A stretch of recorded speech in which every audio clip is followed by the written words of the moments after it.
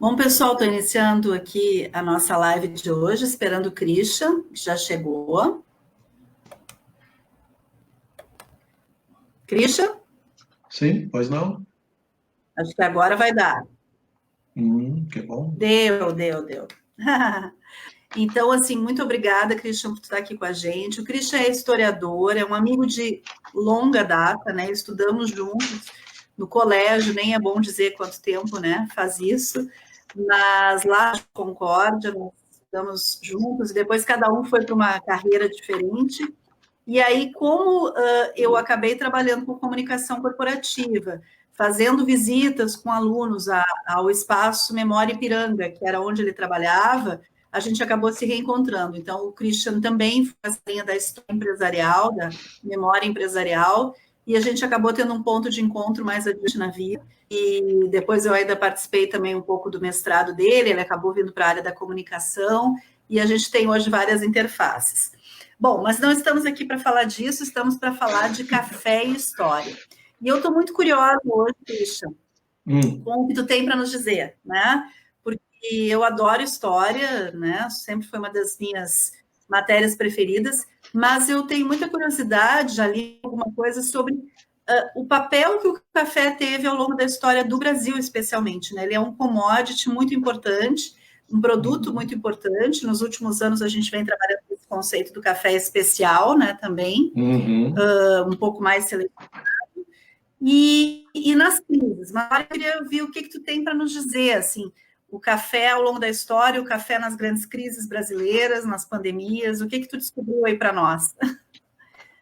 Bom, em primeiro lugar, eu quero agradecer o convite da Laura, é sempre bom falar com ela pessoalmente, virtualmente, e é muito bacana que a gente tem feito esse crossover pelos nossos hobbies, né? A Laura sempre gostou muito do café desde que era jovem e tal, e minha surpresa foi que um dia desses ela estava lá num café muito bacana na Zona Sul, no Café Turquesa, da Cris, que é onde acontece também os eventos de cultura pop que o pessoal do meu hobby faz. Então é muito bacana assim que daqui a pouco esses círculos se entrelaçam. Bom, o café, olha, a gente podia fazer várias abordagens sobre o café, né? Mas eu gosto muito de começar a falar sobre o assunto através dos causos, né? Causos são coisas bem diferentes da história, mas às vezes o caos ele dá um tempero bacana na introdução de um assunto, e esse é o caso do café, né? O café, diz a lenda, que tinha uns pastores com umas cabras, né? E estavam pastorando, deixavam as cabras perto de umas vegetações, as cabras iam se alimentar e tal, e começaram a perceber que tinha alguma alteração no comportamento das cabras. As cabras comiam umas bolinhas que eram o tal do café, e que fermentavam no seu estômago e tal, e entravam na corrente sanguínea, estimulando os animais a ter um comportamento diferente.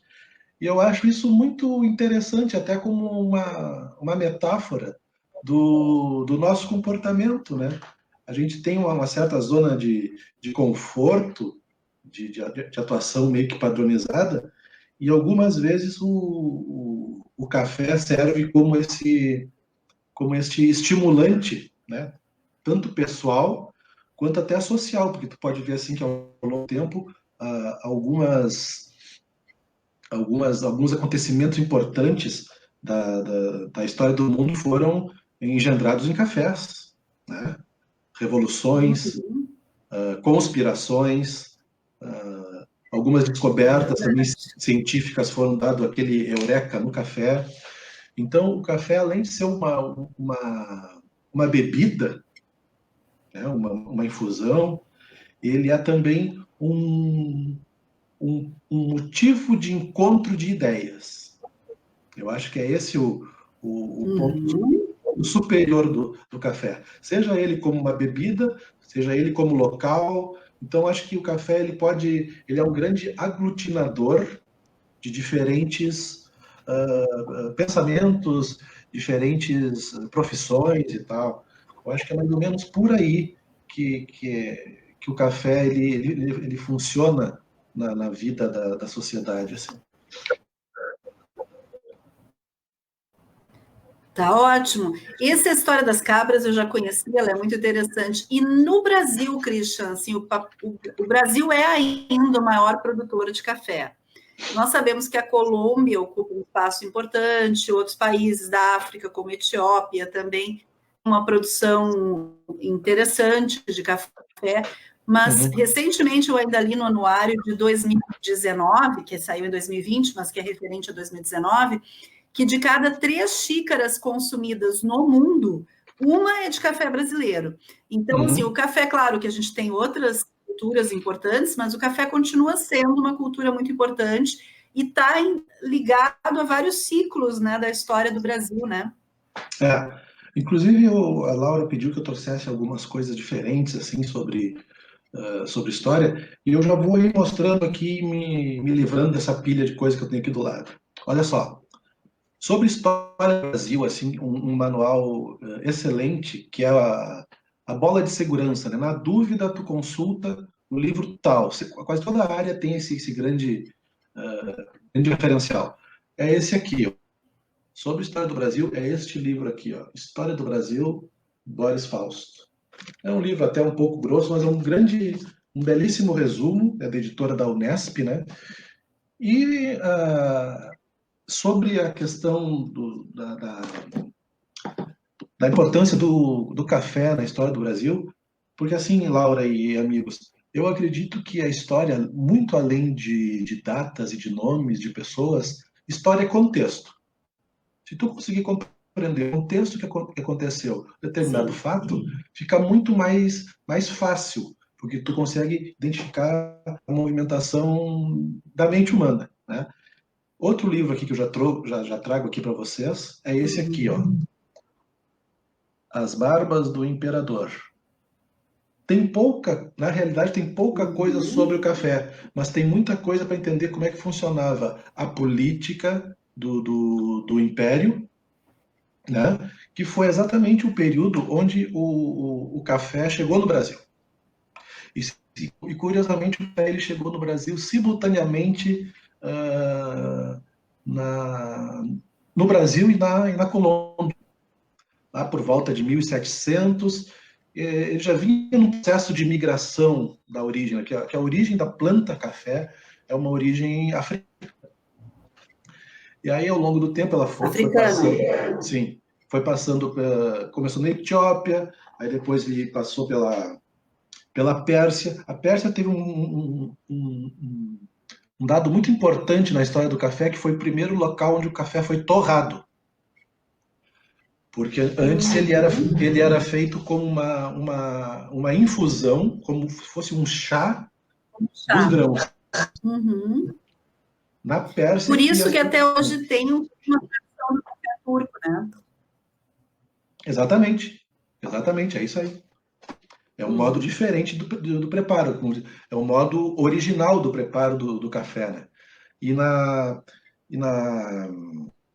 Pérsia, eles tinham muito esse costume de, acho que até hoje, não sei, de deixar os alimentos sem água, desidratar os alimentos para que eles durassem mais, tanto em casa quanto em transporte. E lá pelas tantas, alguém se deu conta que, olha, vamos de repente essa frutinha, essa bolinha, esse grãozinho, ele pode ter um comportamento diferente, e eles resolveram torrar o café. E aí, saindo da África, o primeiro país que puxou o café para a Europa foi a Holanda. Aí tu pensa assim, pô, a Holanda, um país frio pra caramba, né? Como é que vai, na questão climática, etc. Eles cultivavam alguns grãos de café em estufas. Algumas plantas de café em estufas. Olha, eu não sabia disso. Depois e assim, sempre numa produção muito, muito pequena, né? Porque, por motivos óbvios, não tem como fazer uma estufa gigante, destinado para as pessoas que podiam pagar, como sempre, um produto específico de elite. Depois, quem se deu conta disso e começou a consumir também na base da plantação controlada foi a França. E da França veio para para o Novo Mundo, que era aqui nas Américas. O Brasil, então, esse cerca de 25%, que foi que a Laura falou aí, um quarto do café atualmente é produzido pelo Brasil, um terço, perdão. O Brasil chegou a produzir mais de 100% do consumo do café do mundo. Isso foi um processo muito complicado, porque olha só, ele chegou em 1700, foram testando alguns lugares onde ele tivesse maior produtividade, e foi encontrado as terras pretas do interior de São Paulo, onde foi que o café conseguiu se estabilizar e produzir. Então, havia uma demanda externa. O Brasil foi aumentando sua área, até que, desde 1920, o Brasil já era o produtor hegemônico do café no mundo. Só que vem a questão da oferta e demanda. Começou por São Paulo, então, Christian. Na realidade, começou por São Paulo. Na realidade... Não, a pergunta que eu queria te fazer é que veio através dos portugueses e começou por São Paulo.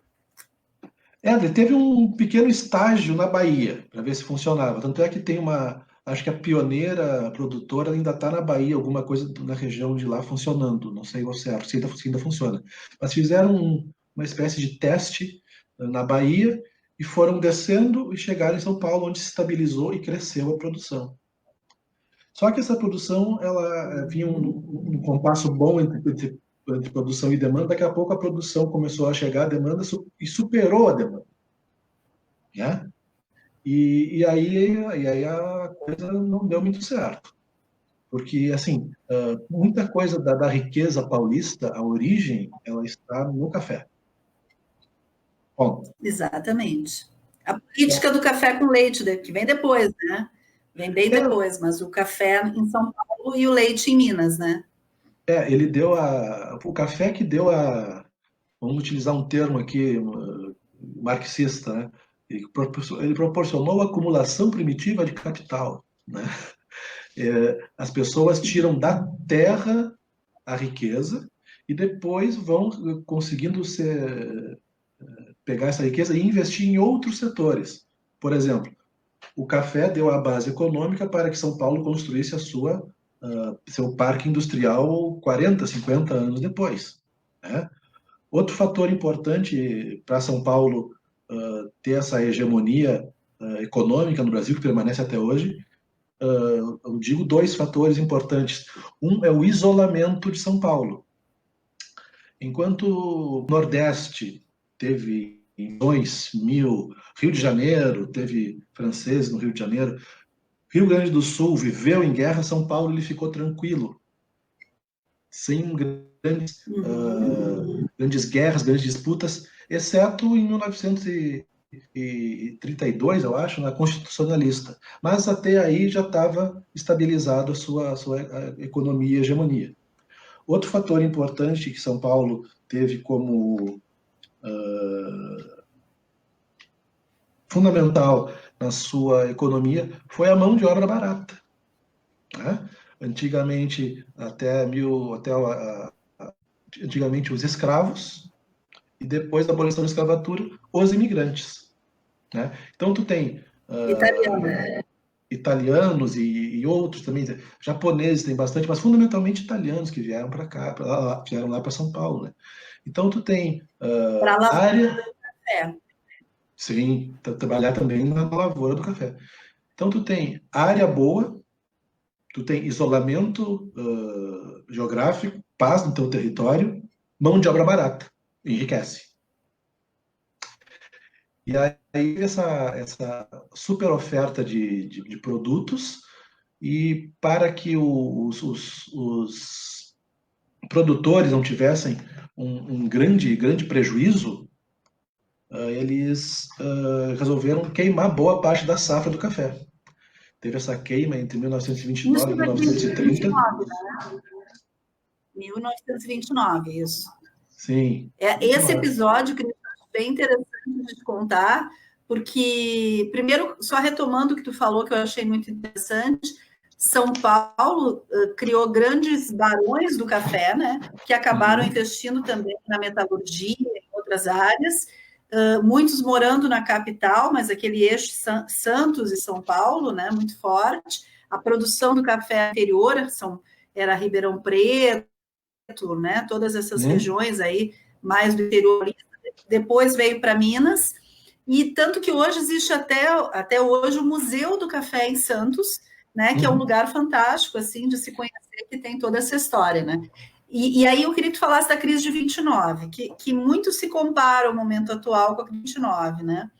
Tu ia falar da queima do café nesse momento. O que aconteceu? Teve um excedente violento de produção, e para que foi mais ou menos o que aconteceu agora, muito mal comparando com a questão do petróleo, né? Tu tem uma produção, não tem para quem vender, e teu preço despenca, daqui a pouco tu tem que renegociar em novos termos. E outro fator importante é que é o seguinte, Laura, os produtores, os compradores de café, Holanda, geralmente o pessoal do norte da Europa, etc. e tal, além de ter essa superprodução, eles pararam de comprar o café, porque aí entrou o nosso velho jeitinho do brasileiro.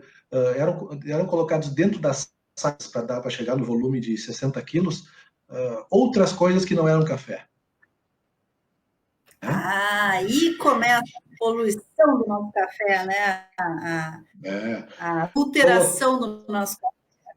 Colocavam pedras, colocavam gravetos, colocavam outros grãos, na justificativa de que, olha, na embalagem foi junto. Só que daqui a pouco tem uma embalagem, uma saca de 60 quilos, onde 10% é esse tipo de produto não café, em 10 sacas tu perde uma, né? Quando chega lá no teu destino. E eles se deram conta disso e, olha, café brasileiro não. Então teve mais esse fator que agravou e ajudou a que o café brasileiro, que ficou prestigiado por mais de 100 anos no mercado, com boa qualidade, com boa entrega, com um preço justo, começou a ter essa queda, e aí ele nunca mais recuperou a sua posição e fica aí em torno de um quarto, um terço depois desse momento. Que interessante, Christian, isso que tu está dizendo. Foi uma crise, a gente pode dizer que foi uma crise de credibilidade do café brasileiro, ponta dessa malandragem, né, que se teve. Inclusive, uma das grandes críticas que se faz hoje, até o próprio consumo interno do café, é que a gente tem grandes marcas que supostamente misturam outras coisas que não são só café. Tanto que quando a gente busca um café especial, a gente nota a diferença, porque é café, né? Café puro, torrado, numa torragem, não é queimado, né? Porque muitas vezes as pessoas têm um mito, né? Eu acho que é legal essas conversas para a gente desmistificar algumas coisas. As pessoas têm um mito de que café bom é café forte. Ok, eu posso ter o café da minha preferência, que é um pouco mais forte. Eu, particularmente, não gosto de café muito suave, mas também eu não posso tomar um café queimado. E a indústria brasileira, a grande indústria, né, o café commodity, que a gente está falando, ele é um café que muitas vezes ele torra tudo, e uma torra muito escura, para a gente não perceber que tem outras coisinhas lá dentro, que não é só café. Então, dá para a gente dizer que isso começou em 29, hein? Será que dá para dizer, então, que foi lá que começou essa crise de credibilidade do café brasileiro? Talvez seja por aí. E assim, ao mesmo tempo que o Brasil estava com essa crise de produção, crise de credibilidade, que afetou também a sua elite interna, etc. e tal, a Colômbia, e vamos falar na Colômbia, que é o nosso grande bicho-papão, digamos assim, aqui no continente. A Colômbia, ela começou a produzir basicamente dois tipos de café, que é o café do aluvião, que é terras produtivas, né, o café planície, digamos assim, e também começou a produzir o café de encosta, porque a Colômbia tem uma região muito montanhosa, e começou a ser plantado algumas qualidades de plantas de café nessa encosta. Nessa encosta que, de acordo com o clima, se chove muito, tu tem um tipo de sabor, se chove pouco, tu tem outro tipo de sabor, se é mais frio, se é mais calor. Então, é nesse tipo de encosta que o café colombiano é temperado. A gente pode fazer uma analogia aqui com os vinhos, né? Os vinhos também sofrem essa alteração climática, mais seca, a uva é mais doce, etc. e tal. Então, nesse sentido, a Colômbia foi oferecendo os dois tipos de café que ela produzia com qualidade e foi tirando um pouco do café do mercado brasileiro. Aproveitando, eu não quero estar te interrompendo muito, que eu sei que tem coisas para falar aí, mas o café de altitude, de encosta, de altitude, a gente começou também a produzir no Brasil depois, na Serra do Paraó, no Espírito Santo, em algumas regiões, hoje já se produz esse café de altitude, que é um café, tem muitos cafés orgânicos, cafés de mais qualidade.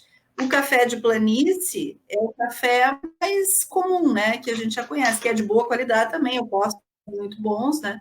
Mas é um café mais previsível, vamos dizer assim, sem tanto blend, né? Como o café de altitude, né? E Mas vamos lá.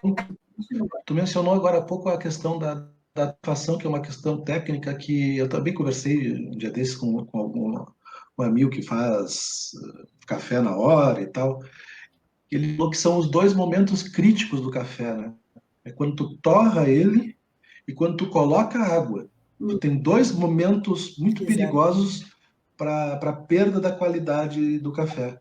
Tu pode fazer uma torra muito boa, tu coloca uma água numa temperatura excessiva, tu liquida ela. Então, exatamente. Isso é a química do café. E continua nas histórias aí, Christian, nos causos. Depois, então, a gente teve todo o século XX, esse momento do café já não sozinho no mercado internacional, café brasileiro, né? Uhum. E agora, como é que tu vê, assim, do ponto de vista do momento atual, assim, que a gente está vivendo? Eu acho o seguinte, Laura, assim,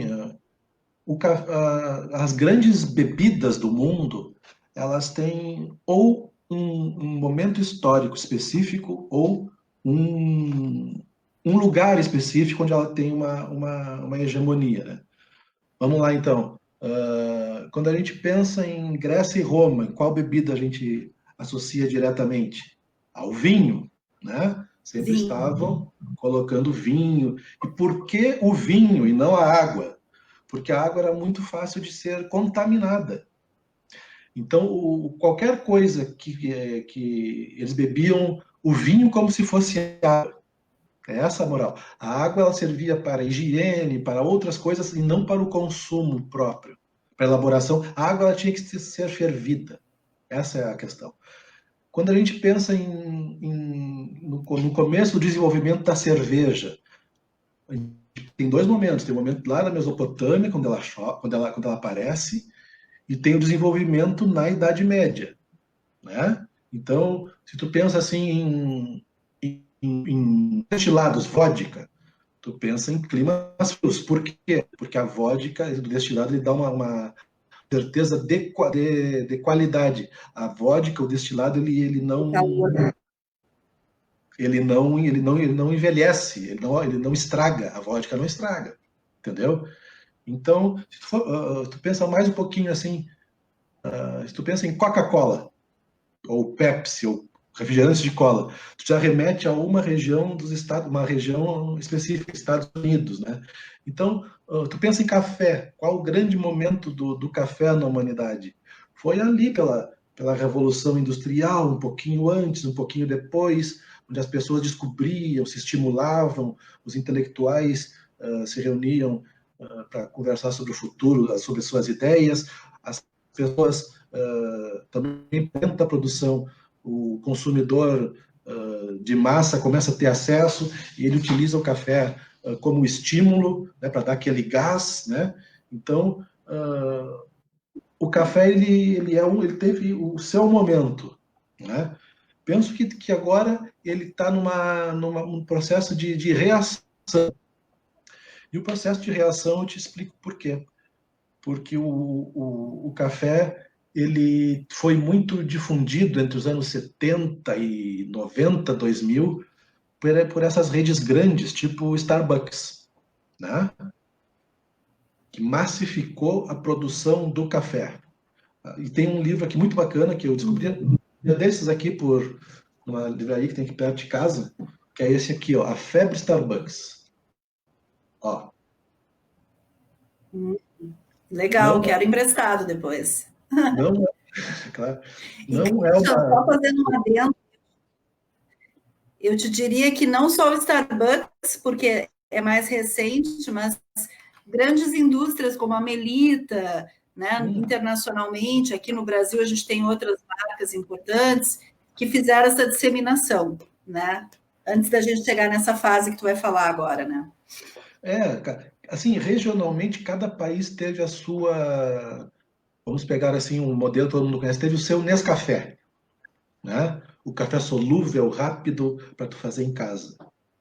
Os Estados Unidos teve várias marcas, aqui no Brasil basicamente foi o Nescafé solúvel. A Argentina também tinha nesse caso na Argentina era o café Pelé, que era o solúvel, e aqui no Brasil era o café Pelé, ele era mais de infusão mesmo. Mas assim, eu vejo que a gente vive hoje muito um rebote do modelo da Starbucks, que particularmente eu gosto da Starbucks. E digo por quê? O Starbucks é meio que o McDonald's, Burger King do café. Na dúvida, É vai no verdade. Starbucks. Na dúvida, tu vai no Starbucks, tu já vai saber o gosto do café, é padrão em todo mundo, etc. e tal. Claro que tem problemas, como toda grande multinacional, o autor fala ali, aquele livro não é uma biografia autorizada, é uma biografia crítica da empresa, mas, assim, a Starbucks serviu para a melhorar a acessibilidade do café, primeiro no Seattle, Estados Unidos, depois no mundo. E curioso também, por que Seattle, né? Seattle é uma cidade onde o clima é hegemonicamente frio, chuvoso. Tu necessita de uma coisa quente para te trazer carinho, conforto. Então, tu vê que em alguns momentos o clima Seattle é considerada a capital americana do café, né? Exatamente. Inclusive aqui nesse livro tem uma parte que ele fala que lá pelas tantas fizeram Cidade com o maior número de cafeterias. Isso. E do outro lado, ali no Canadá, ela está muito parelha com a Jim Hortons, que é outra cafeteria bacana no Canadá. Mas eu queria contar para vocês ali sobre a água em Seattle. No livro ali ele fala o seguinte, que lá pelas tantas fizeram uns exames da água de Seattle, começou a aparecer uma proporção de café que nunca tinha aparecido antes, como resultado do consumo absurdo que teve nessa época, no começo dos anos 80. A Starbucks ela é de 71, 72, ela foi vendida em 80, 81, por aí, se não me falha a memória. E a partir de 83, 85, fizeram esse teste lá em Seattle e apareceu um índice exagerado de cafeína. Sim, porque é uma água que é oriunda da gente mesmo, né? Vamos falar assim, para a gente não entrar em detalhes, né? Claro, claro. E, Christian, até um comentário, eu tenho todos os dias eu recebo, né, todos os dias um clipping. Para quem não sabe, clipping é um recorte de várias notícias, assim, sobre um determinado tema. Então, assim como eu recebo de alguns setores da saúde que eu trabalho, eu recebo do café. E eu tenho visto nos últimos dias, eu não sei se tu também viu, que as ações de bolsa, porque McDonald's, tu falaste, eu fiz uma falha aqui. Starbucks, ela está com problemas nesse momento da crise, com as suas ações caindo, né? Em função de todas as cafeterias fechadas. Talvez o Starbucks seja um dos grandes exemplos do meio do café, de cafeteria, né? Porque as pequenas cafeterias não têm capital aberto, mas ela, como uma rede grande de cafeterias, está enfrentando bastante problema nesse momento, né? De crise, né? O que eu posso falar assim, sobre a Starbucks com base no livro deles ali e por acompanhar algumas notícias que chegam, a gente, a gente vai atrás daquilo que a gente gosta, né? A gente vai recebendo as coisas meio que natural. A Starbucks, assim, ela viu que essa expansão dela, da padronização do café, tinha chegado no seu limite. Só que ela não se deu conta agora, ela se deu conta isso lá nos anos 90. Tanto é que em 94 ela compra a marca Frappuccino. Frappuccino é uma marca que só pode ser utilizada pela Starbucks, né? Então, qual é Interessante. isso? Qual é a movimentação que a Starbucks faz? Ela vem uma coisa de massificação e se dá conta que isso chegou no seu limite e começa a vir para outro lado. Compra a marca Frappuccino e demora um pouco ainda, começa a investir em chás, outra coisa diferente do seu core business, café. E agora, em 2012, ela começa a lançar os seus produtos em cápsulas, que foi chegar agora aqui a Starbucks para nós ano passado, retrasado. Chegou muito tardiamente. No Mas ela se... Zafari. Isso. Ela se deu conta que o seu limite tinha chegado, da massificação tinha chegado no limite, e talvez antecipando ou pesquisando como é que o mercado ia se comportar, falou, não, eu tenho que ter o meu café, que eu já sou hegemônica no mercado, eu tenho que ter chá, eu tenho que ter café gelado, eu tenho que ter cápsula para a pessoa consumir o meu produto em casa. Então, ela já fez essa movimentação preventiva, né, em reação ao movimento mundial que eu vejo, que é do pequenos cafés, os cafés de nicho, os cafés especiais. E a Starbucks, uma coisa interessante, esses dias eu dava aula em Caxias para uma turma de comunicação e marketing e falava sobre isso. A Starbucks vende experiência também, né? Ela não vende só o café. Ela vende a experiência Starbucks, de estar num lugar agradável, de tomar ou um café, ou um chá, ou um frappuccino. E hoje, assim como a Coca-Cola, ela tem os seus love marks, né? Aquelas pessoas que amam a marca e que são produtos, camisetas com a marca Coca-Cola e outros produtos. A Starbucks também já tem o seu séquito, né? De seguidores aí eu mesma tenho uma xícara, não estou tomando hoje eu estou tomando com uma xícara que eu ganhei de presente do Café Rua da Praia, né? Um café muito simpático ali do centro da cidade, do shopping, da Magali. Um beijo, Magali, não sei se ela está nos assistindo. E então o que eu queria dizer assim é que Starbucks vende não só o café, e eu acho que muitas cafeterias estão fazendo isso. E aí eu queria te perguntar, Christian, em relação às cafeterias mesmo, no ponto de vista histórico, porque o que a gente tem observado é que um aumento do consumo doméstico, as pessoas, a ABIC mesmo divulgou isso semana passada, a ABIC é a Associação Brasileira da Indústria do Café, que em março houve números surpreendentes, né? Cresceu 30% a venda. Pode ser até porque as pessoas estocaram, a gente não sabe como vão ser os números de abril, que ainda não fechou. Pode ser que as pessoas estocaram em março, como estocaram papel higiênico, e outras coisas, com medo, né, dessa pandemia, compraram café em demasia. Mas, de qualquer forma, o que se percebe é que se comprou muito café para tomar em casa, mas as cafeterias estão fechadas. E aí eu queria te perguntar, até com esse modelo Starbucks, da experiência, qual vai ser o futuro, tu acha, agora? Porque a tendência é a gente ter uma flexibilização, talvez não nos primeiros dias de maio, hoje já estavam falando que o leite vai postergar, né, uma decisão, o que eu acho que é sábio também nesse momento, a gente não pode estar se expondo, né, a gente já viu experiências aí de uma volta com mais força da pandemia. Então, assim, eu queria ver, assim, o que tu, como historiador, vê como um futuro para as cafeterias, porque parece que a indústria do café, ela segue, né? Ela vai continuar. Sim. E as cafeterias? Sei que tu gosta de cafeteria também, né? Assim, lá no começo a gente falou assim, o café, ele é uma bebida e eu não gosto de usar esse termo, mas melhor tem que usar. É um lifestyle, né? E lá pelas tantas também querendo se aproximar de um público já mais consolidado. Vou dar mais um exemplo aqui sobre o que a Starbucks fez para se aproximar. Ela lançou a sua gravadora de música e fez esse disco aqui, ó, Paul McCartney. Sim. Memory Almost Full. Exatamente. Uma playlist, né, do café. Exatamente. E ela tem uma playlist no YouTube também para tomar café. Também, isso. Então, vocês percebem o seguinte, assim, eu acho, assim, lá no começo, os cafés, eles vêm sofrendo processo de popularização. Lá no começo, como eu falei, da Holanda, o café é criado em estufa para uma elite, etc. e tal. Depois, a planta fica adaptada ao clima, né?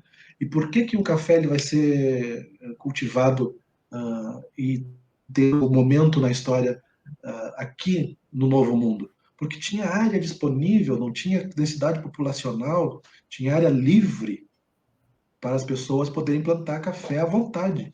Então, essa disseminação pelo mundo, essa popularização do café pelo mundo, em 100 anos, de 1880 a 1980, que eu boto esse código com a Starbucks, é um momento de popularização do café. Tá? Esse é o grande momento do café. Eu creio agora que a gente vai ter dois modelos de negócio do café, que vai seguir também as grandes cafeterias, as Starbucks da vida, a Jim Hortons e outras concorrentes que geralmente cada país ou cada região do mundo tem o seu Starbucks ou o seu modelo Starbucks de café. Mas também, por outro lado, eu acredito muito na segmentação do café através de cafeterias temáticas, sabe? Uma cafeteria, uma cafeteria voltada mais para o público, vamos ver, o público geek, o público nerd, uma cafeteria formatada com temas de filmes, às vezes grupos elegem uma cafeteria. Por exemplo, se tu vai ali perto do Moinhos de Vento, ali tem muitas questão de propaganda, publicidade, etc e tal. Os grupos se reúnem em determinado café. Às vezes o grupo que se identifica adora um café, né? Tem isso escolhe também. Na cafeteria. E eu acho assim que as cafeterias elas devem estar preparadas para saber para identificar o que elas têm a oferecer de diferencial e ver se está havendo essa interação do que eu estou propondo oferecer do que de fato está vindo para mim. Porque não adianta nada eu fazer uma cafeteria, vamos falar assim, uma cafeteria temática de carros e o pessoal que for lá não bater com essa ideia. Né? Tem que saber qual o não público. Não tiver match, né? A gente vê muito assim. É a mesma coisa que aconteceu com as hamburguerias. Tem muita hamburgueria temática aí que ficou meio que perdida, porque investiram em identidades, etc. E a pessoa não vai, ou já tem muitos concorrentes naquela mesma faixa. Então, assim, o consumo do café ele vai se dar na massa, como sempre se deu, seja na rua, seja em casa. Hoje é muito bacana também, no final do jantar, recebemos amigos, está aqui para comer uma coisa. Vamos tomar um cafezinho aí. Às vezes, deixa eu te ensinar o jeito que eu faço. O meu eu bato com alguma coisinha. Não, eu boto um pouquinho de chocolate, eu boto um cacau em pó. Cada um quase sempre tem a sua receitinha de café. Né? Então, esse consumo vai permanecer. Mas para as cafeterias, eu vejo que elas têm que investir em algum diferencial. Porque senão, eu como consumidor, vou olhar de longe assim, olha, a cafeteria da Laura e do Cristian, para mim é a mesma coisa, vai vender o mesmo tipo de café. E aí o que vai desempatar? O preço. E não a experiência. Exatamente. Hoje a gente... sabor do café, enfim.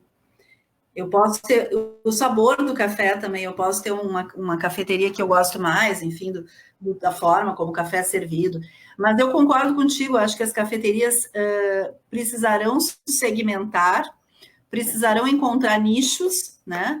e a gente vai discutindo semana que vem já esse tema das cafeterias temáticas. A gente está convidando aqui a Paula, que é proprietária do Cedinho Café, para estar aqui com a gente. Para quem não conhece o Cedinho, a Cidade Baixa está virando meio que um reduto de cafeterias em geral, né? Já é, mas de algumas cafeterias temáticas. A gente tem a cafeteria inspirada no Harry Potter, temos o próprio Agridoce, que foi pioneiro, né? Como uma cafeteria mais vintage. E a Paula, do Cedinho Café, ela recriou um ambiente muito inspirado na obra da Alice no País das Maravilhas. Então, tanto que a cafeteria se chama Cedinho, mas ela é chamada também de Casa da Alice. Então, a Paula é uma das nossas convidadas já na semana que vem. Outra coisa que eu quero trazer para conversar com a gente é o proprietário da Mr. White, que é uma cafeteria inspirada naquela série Breaking Bad, que serve os cafés, né, em vidros de química. Então, é muito legal a experiência de tomar café lá, né? Eles trabalham muito com café gelado, com o cold brew, né?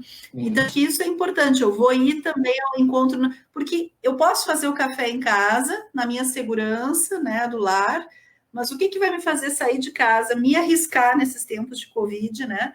Mesmo que a cafeteria de toda a segurança, vai ser a experiência, vai ser o lugar, né? A oportunidade de sentar numa mesinha de rua, embaixo de uma árvore. Se não for um tema, né, mais geek, por exemplo, pode ser uma outra coisa também, né? Isso a gente não sabe, cada um vai ter que encontrar o seu, né? Exatamente.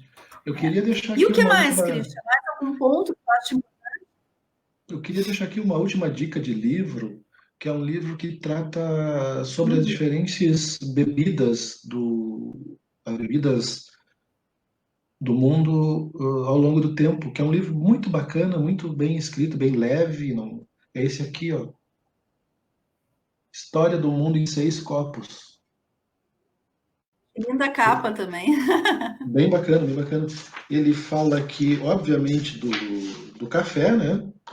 Fala do vinho, da cerveja, do chá, Coca-Cola e destilados. São capítulos curtos. Vou botar aqui, aí, para que eu tiro coisa. São capítulos bem curtos História do Mundo em 6 Copos. Muito leve, muito bacana, muito tranquilo de ler. E aquele livro assim que no final de cada capítulo dá vontade de tu beber um pouquinho daquela bebida que ele indicou. Christian, já te convido para fazer resenha. Então, tu indicou aí para nós, mas talvez até desse último, para tu resenhá-lo para nós aí no Café Combustível, para a gente publicar no site, quem sabe como uma dica aí, aprofundando um pouquinho mais o capítulo do café, mas trazendo um apanhado do livro como um todo, né? O que tu acha? Topa o desafio? Esse livro aqui, ele fala muito, o capítulo sobre o café é muito interessante no momento de disseminação internacional do café. Sobre o Brasil, nada. É um livro, enfim, é um livro feito por autor estrangeiro e tal, trata da sua realidade. Mas esse do café, assim, é um bom resumo sobre, olha, quer saber como ele nasceu, se espalhou, desenvolveu, e ele termina ali por 1600 e pouco, 1700 e pouco. A partir dali é outra coisa. Tá certo. Christian, eu quero te agradecer muito, né? Nós já estamos chegando perto do nosso horário limite aí, te levar a palavra para mais algum comentário que quiser fazer, e te dizer que as portas estão sempre abertas, né, do Café Combustível para ti, e que a gente tem realmente muitos pontos, eu acho, a trabalhar nesse ano de 2020, assim que as coisas se retomarem. Eu sei que tem toda uma preocupação do teu trabalho com a cultura geek, né? Fala um pouco do Feirão, divulga o teu trabalho também para que o pessoal te conheça. Eu falei que tu é historiador, ligado na memória empresarial, mas tu desenvolve o Feirão dos quadrinhos nos últimos tempos, tu tem todo um trabalho aí voltado para essa cultura mais geek, né? E eu sei que tem cafeterias também voltadas para isso, nós temos a Turquesa, espaço que se abre muito para isso, da nossa amiga lá, Cris, né? Que tem tortas maravilhosas e tem um espaço bacana para para o pessoal que é colecionador. Fala um pouquinho desse teu trabalho aí nesses minutos finais, antes de eu te falar do teu presente aí, teu agradecimento. Tem um presente aí para quem está participando das nossas lives aí. Bom, eu trabalho com história empresarial, sou mestre em comunicação, trabalho com isso faz, sei lá, 20 anos mais ou menos, mas também tem esse lado do hobby, né? Que desde há 4 anos atrás, eu e mais 3 amigos iniciamos o Feirão dos HQs, que é um espaço que hoje ele está sediado no Shopping Lindóia. A gente faz edições bimestrais, abrindo espaço para o pessoal de ilustração, de fotografia, de HQs autorais, de fanzines e de HQs antigas e raras, poderem ofertar os seus produtos e comercializar e fazer esse mundo girar. Eu sou um cara que gosto muito de quadrinhos desde criança, e surgiu essa oportunidade lá 4 anos atrás de fazer a primeira edição. Hoje a gente está na edição de número 41, a gente fez 41 edições em 4 anos, e o evento ele foi indicado, o evento ele foi indicado 2 vezes ao troféu HQ Mix, que é o Oscar do mercado de quadrinhos, o que para um evento do tamanho do Feirão dos HQs, a gente estava concorrendo com o FIC em Belo Horizonte, com a CCXP em São Paulo. Então, só ser mencionado já é uma baita, uma vitória. A gente foi mencionado 2 anos seguidos. Então, assim, fica a dica para vocês que gostam de quadrinhos. Quadrinhos não é só coisa de criança, tem quadrinhos para criança, e quadrinho é que nem filme. Tem filme infantil, de terror, de aventura, de suspense, de romance. Quadrinho é a mesma coisa. Então, se tu gosta de algum desses temas, vai ter alguma coisa em quadrinhos. Então, eu deixo a dica para vocês acompanharem o Instagram e a página do Feirão das HQs. Eu também tenho feito algumas lives agora, durante esse período de quarentena, porque eu percebi que os nossos artistas que passaram pelo Feirão, eles seguem produzindo, e foi a maneira que eu tive de poder dar mais visibilidade para que eles apareçam mais e façam... Daqui a pouco aparece alguma encomenda para eles, etc e tal. Então, assim, dica geral, procurem e sigam Feirão dos HQs nas redes. Obrigado pelo espaço, Laura. É sempre um prazer falar contigo, nem que seja pela telinha. E seguimos em frente. Isso aí. E quadrinho e café combina, porque o que a gente vê de caneca, né, Christian, que tem personagem, tem todo um mundo aí que aproxima, né, o quadrinho do café. E e a legítima, né? Essa é a original, aquela do desenho, do primeiro desenho do Maurício Souza. Bom, eu também sou uma fã, o Christian sabe isso, não tanto quanto ele, mas eu tenho aí as minhas heroínas que eu curto, né? Tenho a minha coleção de heroínas, inclusive uma foi o Christian que me deu, acho que foi a Mulher Gavião, né, que tu me deu de presente. E eu gosto das heroínas, gosto dos quadros do Maurício também, sou super fã do Maurício de Souza, da Mafalda, né? Enfim, a gente curte muito esse universo. Christian, eu vou deixar de presente assim que a gente puder se encontrar, mas deixa eu fazer aí já a divulgação que tu é o Café do Gato. Eu sei que tu também tem um gato, né? Teu gato se chama... Aparício. Me esqueci do teu gato. Aparício, o Aparício. A minha é a Ofélia, o teu é o Aparício. Então, esse café é um café aqui do Menino Deus, ele está nos apoiando, e ele é um café que é uma pequena torrefação, né? Não em escala industrial, oferece para algumas cafeterias, e também para quem quiser consumir em casa nesse momento. Então, eu tenho algum estoque aqui, se alguém também quiser, é só me procurar em box. E quem me procurar para levar o café ganha também um brinde do Supera, não sei se você já ouviu falar, Supera Ginástica para o Cérebro, né? Que é uma franquia, né, que trabalha com vários exercícios, é a Supera Zona Sul, ali na Venceslau, é a nossa parceira, e esse aqui é uma coisinha muito legal para a gente fazer exercício, né, que é um mini cérebro, na verdade. Ele fica aqui em cima do meu bonequinho, inclusive.